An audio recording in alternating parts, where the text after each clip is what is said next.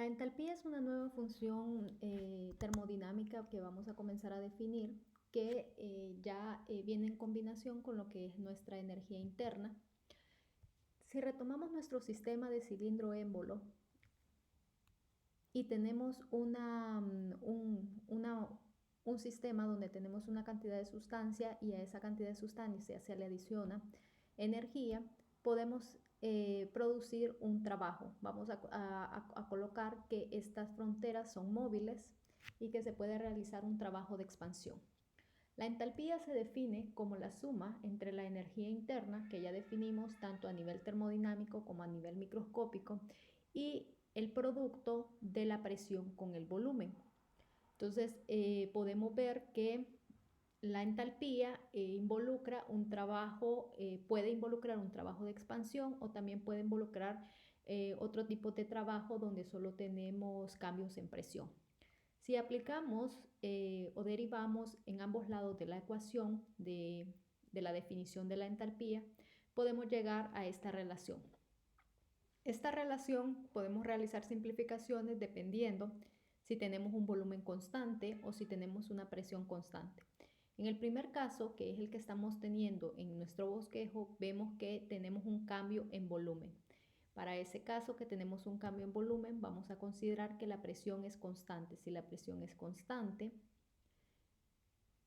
el diferencial de presión se hace cero. Al hacer esto, pues nos queda que muchas veces en muchos libros podemos encontrar una definición de entalpía directa de esta manera.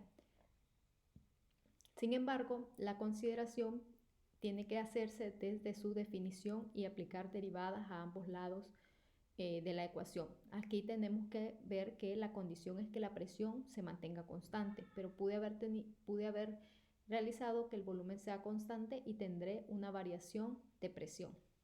Cuando tenemos esta expresión así como está, podemos combinarla o podemos relacionarla con lo que ya nosotros hemos estudiado, que es la primera ley. La primera ley de la termodinámica, de manera simplificada, ya haciendo las simplificaciones del caso, sistema cerrado, cuerpos en reposo, vemos que podemos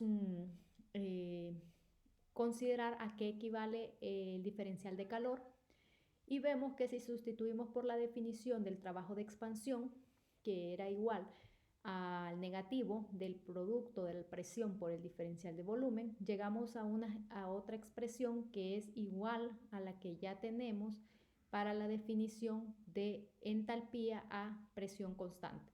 Estas dos expresiones son iguales. Al tener esas dos expresiones podemos sustituir que el calor transferido es igual, o el cambio de calor infinitesimal transferido es igual al cambio de entalpía.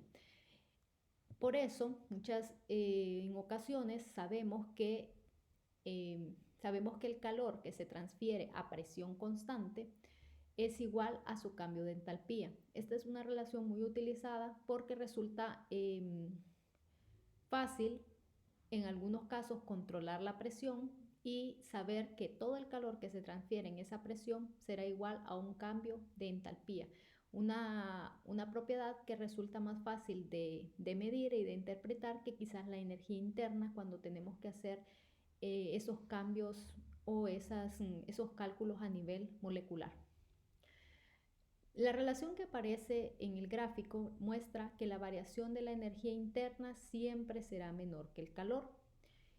¿Por qué? Si tenemos esto, si analizamos en este caso la variación de la energía interna, obviamente si yo paso este término del producto de la presión por el diferencial de volumen del otro lado de la ecuación, me daré cuenta que el calor tiene que venir a disminuir por una cantidad igual al producto de la presión volumen. Entonces el diferencial de energía será menor que el calor que tenemos, porque el calor será menor. Y significa también, si lo vemos una interpretación, tiene sentido cuando nos está indicando que el calor transferido, parte de esa energía que se transfiere, pues será utilizada para producir un trabajo en el sistema. En este caso, Si el volumen se expande, el trabajo está siendo hecho por el sistema y por ende el sistema pierde energía. Hasta el momento hemos analizado profundamente lo que es la energía interna y ahora la entalpía, cómo funciona este estado. Ya estábamos muy familiarizados con lo que es temperatura, volumen, presión, pero hemos adicionado estas nuevas formas de funciones de estado. ¿Cómo varía la entalpía con la temperatura a presión constante? Hicimos la interpretación de la variación de la energía interna con la temperatura, solo que en aquella ocasión consideramos que el volumen se mantenga constante. En este gráfico, que es similar al que ya teníamos para la variación de la entalpía con respecto a la presión, concluimos que estos valores de A y de B, corresponden a las pendientes, sería la pendiente de ese gráfico. ¿Y qué equivale la pendiente? Pues la pendiente, si yo tengo una gráfica de entalpía con respecto a temperatura, equivale a este calor específico a presión constante. Al igual que el calor específico a volumen constante, es una propiedad intensiva y su característica es que se tiene que ejecutar en un proceso a presión constante. Abajo, en la línea punteada, se ha graficado también, en lugar de graficar la entalpía, se ha hecho la energía interna solo como forma de comparación para ver qué podemos concluir de estas dos curvas, que la curva de entalpía es una curva con una pendiente mayor o una pendiente más inclinada que quizás la de la energía interna. Si nosotros analizamos eso, interpretándolo, podemos ver que entonces esa pendiente, que son todos estos puntos son las pendientes. Ustedes pueden ver que esa pendiente no siempre es la misma a lo largo de toda la curva, puede cambiar con respecto a la temperatura, y podemos concluir que el calor específico a presión constante siempre será mayor que el calor específico a volumen constante. Tiene sentido, tiene su explicación en este diferencial de temperatura. Cuando nosotros invertimos una energía para realizar un trabajo, el diferencial de temperatura o la energía que tenemos para transferirse en forma de calor es menor, y por ende el diferencial de temperatura es menor, lo cual hace que el Cp o el calor específico a presión constante siempre sea mayor que el Cv. Es algo importante para recordar cuando realizamos cálculos, estar atentos a ese tipo de detalles. Como les mencionaba, ustedes pueden ver que esa pendiente en A no es la misma que la pendiente en B. Hay cambios en la curva y eso cambia con respecto a la temperatura. Normalmente los Cp, a diferencia de los Cv, que es difícil encontrarlos tabulados porque lo que se hace más es relacionarlos, sacarlos del Cp. El Cp sí podemos tener una gran variedad de tablas donde encontramos sus valores tabulados y pueden estar en formas de diferentes funciones, dependiendo de cómo se comporte esta curva roja. Pueden ser en forma de polinomios o incluso pueden ser funciones más complejas, dependiendo de de la sustancia, incluso del estado de agregación. En este caso he colocado de ejemplo un polinomio donde tenemos los valores de las constantes de A, de B y de C. Y esos valores dependen del tipo de sustancia y dependen de la temperatura. Realmente se vuelve un poco tedioso porque necesitamos evaluar todos estos calores específicos para poder saber cuál es el valor de la pendiente a una cierta temperatura en el sistema. Entonces, por ejemplo, si el punto A fuese 298 Kelvin, y yo tuviese ese polinomio, lo que está graficando o lo que representa es esta curva roja. Entonces, en ese momento necesito saber para saber su entalpía, y puedo saber ese valor de esa pendiente que nosotros tenemos aquí en su definición. De esa manera evaluamos Cp. Muchas veces encontramos calores específicos constantes, pero no siempre es en el caso. Podemos ser más simples. Por ejemplo, miren el calor específico del agua, prácticamente no depende de las variables que tiene la temperatura y prácticamente lo puede considerar en este rango con este polinomio constante. Los polinomios, cuando se utiliza una función matemática para describir una propiedad física, es muy importante que sea claro cuál es el rango o cuál es la capacidad de ese polinomio para aproximar temperaturas o para aproximar cualquier propiedad, porque los polinomios son diseñados bajo ciertas condiciones. Es difícil encontrar una función matemática que pueda modelar el comportamiento de una propiedad en todo su rango de trabajo. Lo que se hace es, tomar los rangos en los que yo me encuentro trabajando para tener el menor error posible. Entonces, un polinomio no me sirve de nada si yo no conozco cuánto es el rango de trabajo, o por lo menos estar consciente de que tengo que saber que, cuánto me estoy alejando de la realidad. Entonces, es algo importante a considerar en su en su manual de propiedades. Casi todas las propiedades reportan esos rangos de trabajo. Ahora, esa variación del calor específico a presión constante con la temperatura, pero no solo varía con la temperatura, sino con la presión. Y si tomamos de ejemplo el calor específico del agua gaseosa y hacemos esas gráficas o observamos el comportamiento de esas gráficas, podemos ver que aquí estamos viendo diferentes isobaras de 110, de 500, de 300. Obviamente esta que parece prácticamente constante debe ser a una presión inferior a 110, y vemos cómo el calor específico a presión constante cambia según la temperatura. Una primera observación de este gráfico es que, como pueden ver, el comportamiento no depende, no sigue una tendencia. Yo no puedo decir que a mayor presión hay mayor CP, porque incluso en este caso, en temperaturas bien similares, por ejemplo acá, que fuese 400, podemos ver que a una presión de 500 el CP es menor que quizás de 300 y es menor que en 110. No tenemos una tendencia con respecto a presión. El comportamiento cambia según la presión de que estemos trabajando.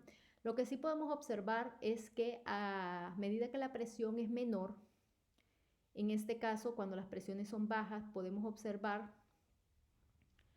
que el calor específico es prácticamente independiente de la temperatura.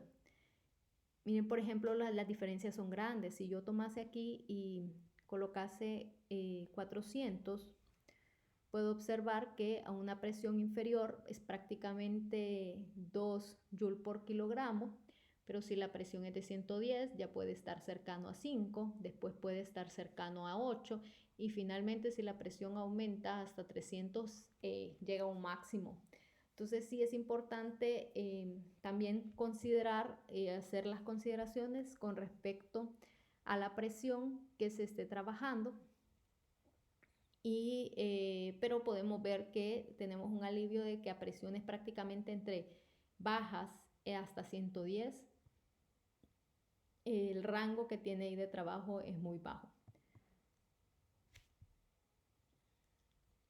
En el próximo gráfico lo que pretendo es mostrar el comportamiento del calor específico a presión constante, pero ahora no, considerando las isotermas en el gráfico y viendo cómo cambia con respecto a la presión. Para ver cambios, como lo he dicho, en este caso son gases, pero si hablásemos de líquidos y de sólidos, sabemos que el cambio con respecto a presión es mucho más lento que quizás con respecto a temperatura. Podemos ver que hasta la presión de 200 bar, que es aquí,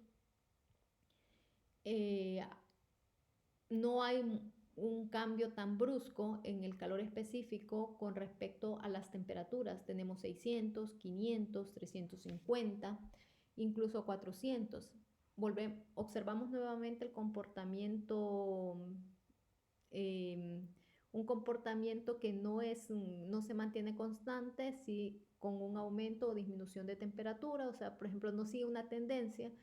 Pero vemos que también a bajas presiones, como lo vimos en el gráfico anterior, los calores específicos se ven menos afectados. Cuando las presiones aumentan, este rango, por ejemplo, para el agua gaseosa entre 200 y 400 es crítico porque ven que muestra estos picos que hacen una diferencia grande. Normalmente ustedes encuentran valores tabulados del calor específico a presión constante a una presión atmosférica, a la presión de una atmósfera. Difícilmente van a encontrar valores tabulados a presiones distintas de esto, o un bar puede ser la referencia, pero son valores muy similares.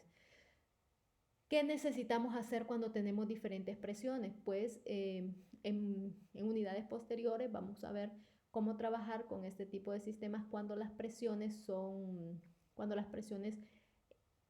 cambian, y sí podemos tener en algunos casos valores, diferencias significativas en los cambios en presión.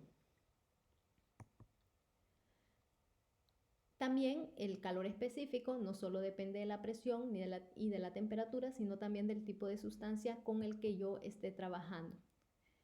En este caso tenemos el gráfico de diferentes sustancias donde tenemos la presión. Observen la presión que se coloca de referencia, es una atmósfera, que es lo que les mencionaba, que normalmente tenemos esa presión de referencia para las tablas tabuladas y muestran diferentes estados de agregación. Aquí voy a remarcar nuevamente que tampoco se sigue una tendencia con respecto a los estados de agregación. Cuando nosotros hablamos de energías de transición o calores latentes, podemos observar que se ve una escala. El estado sólido y el estado líquido son menos energéticos que el estado gaseoso. Entonces podemos tener un aumento en la energía según me voy moviendo a través de los estados. Pero en el caso del calor específico no es así. Observen el calor específico del agua sólida. Sin embargo, el agua líquida se encuentra por encima del agua gaseosa en este caso. Entonces podemos observar que el estado de agregación no es determinante al momento de realizar estos diagramas. Algunos puntos importantes que podemos remarcar, además del estado de agregación, por ejemplo, tenemos el diamante, que tiene, si se pueden fijar, hasta prácticamente 200 Kelvin, un calor específico bien bajo. Y luego, su aumento no es tan grande como, por ejemplo, su pendiente no está inclinada como lo muestra el metano o lo muestra el agua sólida. El helio, que es un gas monoatómico, prácticamente es independiente de la temperatura. Pueden ver que su pendiente se mantiene constante a lo largo de todo el eje de las X. Y es interesante esto para que nosotros podamos darnos una idea de cómo funcionan estos calores específicos, y lo que nosotros hacemos cuando generamos polinomios es generar estas pendientes, estas gráficas de este comportamiento. Observen el metano gaseoso. Probablemente yo no encuentre una función simple que modele todo este comportamiento con esta curva. Entonces yo voy a limitar mi polinomio, por ejemplo, desde un punto que puedo decir yo desde 300 Kelvin hasta 900 Kelvin. Y graficar aquí, que seguro me puede salir una línea recta, una función más simple de evaluar. De esa manera trabajan esos calores específicos. Ahora vamos a entrar, ahora que ya definimos la parte de la entalpía, podemos entrar a un estudio de calorimetría, que es el estudio de transferencia de energía, cuando el calor, como calor, durante un proceso físico y químico entre un sistema y sus alrededores. Cuando hablamos de la transferencia de energía como calor, viene a nuestra mente el calor transferido a presión constante, por ejemplo, pero también podemos tener ese calor transferido a volumen constante, y en lugar de tener entalpía obtendríamos energía interna. La calorimetría es muy utilizada y se utilizan diferentes tipos de dispositivos que son llamados calorímetros, para medir ese calor transferido. Los calorímetros pueden ser distintos. Por ejemplo, acá vamos a explicar el primero, que a este se le llama una bomba calorimétrica adiabática. Esa bomba calorimétrica adiabática tiene ciertas características, como ser un volumen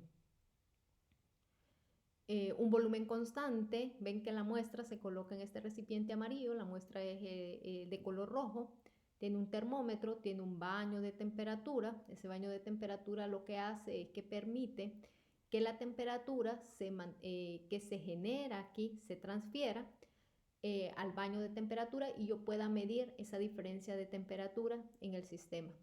También esa bomba calorimétrica tiene un revestimiento que no permite el paso de la energía a través de los alrededores. ¿Cómo marcaría mis fronteras en ese sistema? En ese sistema marcaré mis fronteras en las paredes internas de la bomba calorimétrica. ¿Y cuáles serán los elementos de mi sistema? Si desprecio los dispositivos que utilizo, los dispositivos de medición, puedo ver que tendré el agua, será un elemento de mi sistema, o lo que esté colocando ahí como baño. Esta parte de metal, porque normalmente si son a volumen constante, pues la presión, si son reacciones que producen gases o cambios que producen gases, la presión aumentará. Y si aumenta la presión, pues estas paredes tienen que ser rígidas y tienen que ser suficientemente fuertes para evitar cualquier accidente. Entonces puedo considerar los elementos de la bomba calorimétrica y también puedo considerar los elementos de la muestra que estoy realizando adentro de ese dispositivo. Se llama adiabática por lo que les digo, aquí no hay paso de energía, entonces acá el calor es igual a cero. La transferencia de energía va a ocurrir en esta fase o en esta etapa del proceso y mantiene aquí un volumen constante. Entonces el diferencial de volumen que yo voy a tener acá es igual a cero. Podemos ver que será el calor prácticamente que yo voy a tener. La energía interna que se va a tener dentro de eso será igual se mantiene constante, ¿no?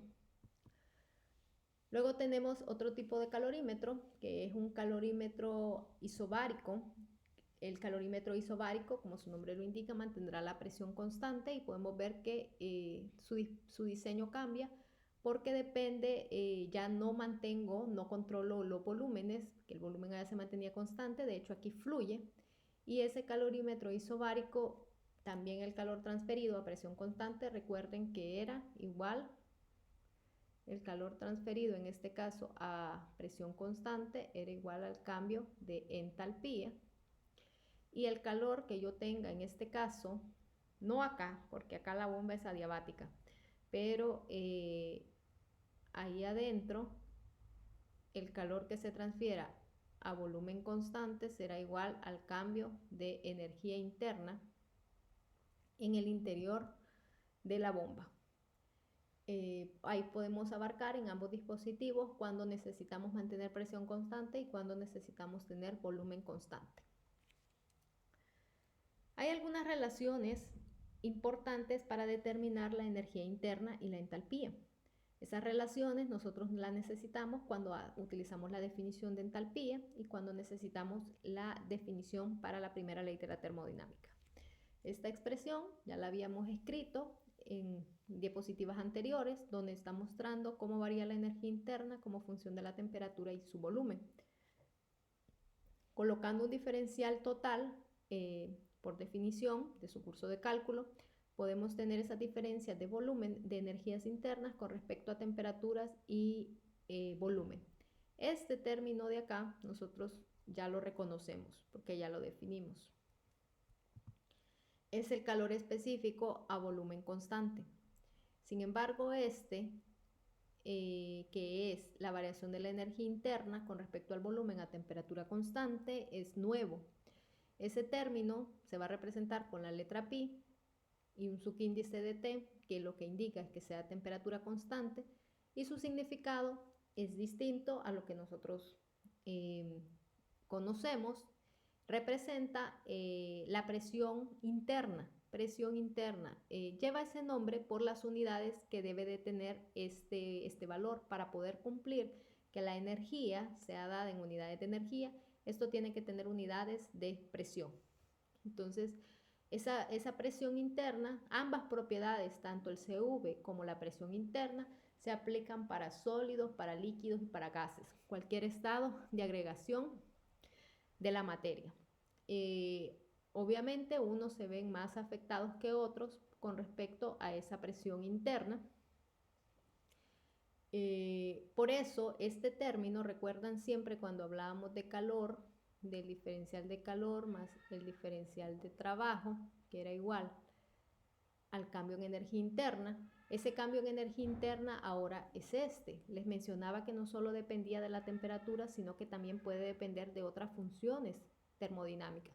Depende del volumen, si yo la hago la variación, y cuando tenga esa variación va a depender de la presión interna. Esa presión interna para los gases, si estoy hablando de gases ideales, es prácticamente cero, porque lo que mide la presión interna son las fuerzas moleculares o las fuerzas intermoleculares que yo entiendo. Cuando tengo gases ideales, no tengo fuerzas intermoleculares, entonces este valor es cero y puedo aproximar el diferencial de energía solo al producto del calor específico, volumen constante y temperatura. En el caso de sólidos y líquidos, la presión interna no puede despreciarse porque las fuerzas intermoleculares entre los líquidos y sólidos son grandes. Para ese caso, lo que prácticamente este término, este producto, se hace pequeño porque este diferencial de energía de volumen en ambos, en líquidos y en sólidos, es pequeño. Los cambios que tenemos cuando hacemos calentamientos, incluso cuando tenemos transiciones de fase, son pequeños. Cuando tenemos calentamientos o enfriamientos, esos cambios son aún más pequeños. Entonces este término podemos despreciarlo. De lo contrario, tenemos que tener la manera de cómo estimar la presión interna para esos estados de agregación. Entonces estas propiedades, que son propiedades que de alguna manera podemos obtener, el CV y la presión interna, dependen del estado de agregación y dependen del tipo de sustancia que yo esté trabajando. La entalpía también puede variar con otras funciones de estado. La elección de la función de estado con la que varía el sistema depende de los datos disponibles que yo tenga. Normalmente vamos a ver que también la energía interna puede hacer un cambio para que varíe con respecto a la presión. Presión y temperatura son unidades las preferidas porque son propiedades que yo puedo controlar en un experimento. Puedo controlar temperatura, puedo colocar baños de temperatura, colocar termómetros para medir esos cambios, las presiones, coloco manómetros, coloco flujómetros para controlar los flujos de presión. En el caso de la entalpía, porque recuerdan que teníamos también aquella definición de la entalpía, si yo tengo el cambio de entalpía, equivale a su variación con respecto a la temperatura y con respecto a la presión. Este término, ya lo reconocemos, es el calor específico con presión constante, pero este que aparece acá es nuevo. Es la variación de la entalpía con respecto a la presión a temperatura constante y hasta el momento no sabemos lo que representa o no sabemos cómo medirlo. Entonces, por los momentos podemos dejarlo así. Una de las que ya observamos en unidades anteriores, que se utiliza mucho para hacer cambios en variables y conseguir funciones termodinámicas conocidas, es la regla cíclica. Y acá yo podría, por ejemplo, con estas tres variables obtener a qué equivale este término. Probablemente tenga que descubrir a qué equivale la variación de presión con respecto a temperatura, a entalpía constante, o la variación de temperatura con respecto a la entalpía a presión constante. Por el momento, solo dejaré la incógnita para descubrir a qué equivale esa incógnita y si tiene un valor físico que nosotros podamos medir, como ocurre con el calor específico volumen constante y la presión interna, que no es tan fácil de medir, pero sí tiene un significado físico que nosotros podemos interpretar. Esa energía interna, recuerdan que habíamos hablado sobre la presión interna. Ahora mi superficie se ha vuelto un poco más compleja. Ya habíamos analizado que estas pendientes que van en este lado son las que representan el CV. Ven acá que podemos ver que es la variación de la energía interna con respecto a la temperatura a volumen constante. Esta es la presión interna. Ahora, si yo me muevo un punto a lo largo de cualquiera de esta superficie, tengo que describir la variación que voy a tener con respecto al volumen, este diferencial de volumen, y la variación que voy a tener con respecto a la temperatura. Ya habíamos observado en la superficie cómo representábamos esa pendiente. Las pendientes de esa gráfica son los valores constantes que ya hemos definido. Y miren cómo queda la pendiente para la presión interna. Ahora la pendiente, entonces la pendiente de la presión interna va en el sentido contrario. Donde se encuentran en ese punto es donde tengo el diferencial de volumen y el diferencial de temperatura. Aquí podemos ver la variación de volumen y obviamente entonces la temperatura tiene que mantenerse constante. Estoy trazando la curva en el valor donde la temperatura se mantiene constante. Esa sería la interpretación gráfica del calor específico, volumen constante, y de la presión interna en un sistema. Esa presión interna, ya hablamos que puede ser cero, no que puede ser, que es cero para un gas ideal, y luego puede tener valores positivos, valores negativos y valores positivos. Y nuevamente vemos cómo todo se relaciona. Cuando tenemos repulsiones, la energía interna será negativo. Pero recuerdan que cuando nosotros teníamos repulsiones, el factor de compresibilidad, que estábamos hablando de fuerzas de corto alcance, era mayor que la unidad. Quiere decir que el volumen del gas real es mayor que el volumen del gas ideal. Cuando tenemos atracciones, la presión interna es positiva. Tenemos esa presión interna positiva, lo que involucra que tenemos es la pendiente, ¿no? La presión interna es la pendiente de estas curvas. Aquí la pendiente es negativa, aquí la pendiente es positiva, porque ven que la gráfica es energía interna con respecto a volumen. Es positiva, en este caso el factor de compresibilidad era menor que 1 y estamos hablando de fuerzas de largo alcance. Aquí el Z era igual a la unidad. Podemos concluir que cuando nosotros tenemos unas repulsiones, el factor de compresibilidad es mayor que 1, pero que su presión interna será negativa. Y que cuando tenemos atracciones dominantes, su presión interna será positiva, pero su factor de compresibilidad será negativo. Y cuando no tenemos fuerzas intermoleculares, pues será igual a la unidad, el Z, y la presión interna es igual a 0.